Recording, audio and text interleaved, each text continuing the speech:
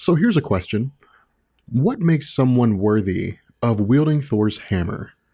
Is it something as simple as being a good person, or is there more to it than that?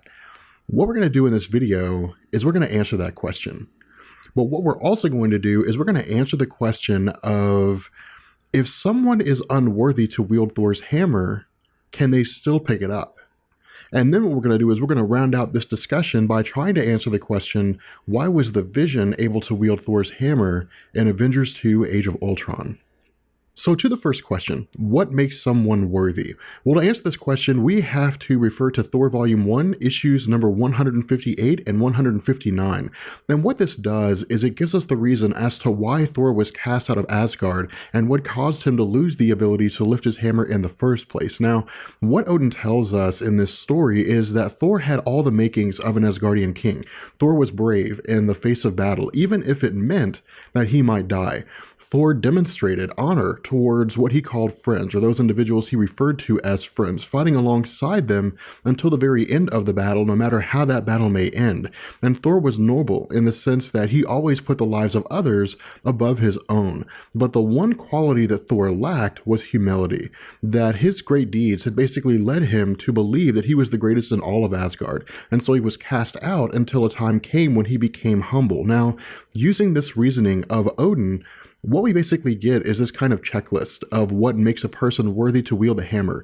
The first is that a person must be brave in the face of battle, even if doom is imminent, even if they know for a fact that they're going to die. A person must also understand that it's not enough to simply just save lives. The intention has to be selfless. They have to put the lives of others above their own because it's what they truly want to do, not because it's what they think they should do. And finally, a person has to be humble in the sense that they have to realize that they may not be capable of lifting the hammer of Thor, and that they may be brave enough to try it anyway, but that such power would most likely be beyond them. And so what we find here is that, if you guys recall my video on the top 6 characters that I chose in terms of all the people who were able to lift Thor's hammer, that those top 6 characters, along with all the ones that we didn't mention, had elements. They basically had all these different attributes that came together in any one circumstance. Now, they don't have to have these elements all the time. They don't have to be this kind of person 100% of the time. It could just be that at the right time in the right battle, all these elements combine to a place where they can suddenly lift Thor's hammer. And as soon as they stop being that kind of person, they lose the ability to wield the hammer. It's really just kind of contextual here. This is the most likely circumstance that we see when someone's able to pick the hammer up, but then they can't do it anymore. This is basically what's happening here, is they suddenly become this kind of person in the heat of battle, and then once the battle's over, they revert back to their normal self. Now, from here, the question becomes, if someone is unworthy, what happens if they try to lift the hammer? And is there a way for an unworthy person to actually lift the hammer anyway? Well, this is actually a really interesting question, because up until 2010, we never had an answer. We didn't know why those who tried to lift the hammer failed, except to say that it had something to do with Odin's enchantment. That was really all we got. We weren't really given an explanation, but all this changed in 2010 with Jeff Loeb's run on General Thunderbolt Ross as the Red Hulk.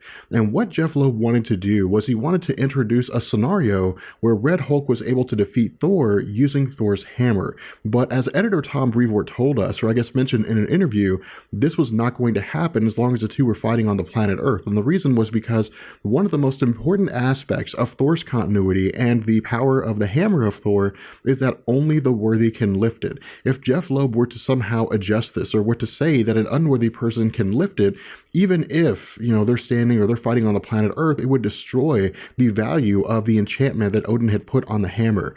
And so what Jeff Loeb did is he gave us a loophole. What happens is that while Red Hulk and Thor are fighting, they eventually take to space. And what ends up happening here is that while they're fighting in space, that Red Hulk takes the hammer of Thor away from Thor. And what he says is that in a weightless environment, that is to say where gravity doesn't apply, that there is no enchantment, or the enchantment that was put on the hammer by Odin doesn't apply here. And so what this tells us is that the enchantment that was put on the hammer by Odin works directly with gravity itself, meaning that the harder a person pulls the hammer, the harder the gravitational pull on the hammer, effectively making it infinitely heavy. Now, to the final question, Why was the Vision able to lift Thor's hammer in the Age of Ultron? Well, this actually comes in the form of two possibilities. The first possibility is that the Vision was simply just worthy, that for whatever reason, his character or his mind existed in such a place that he was a worthy person. But this is most likely unlikely.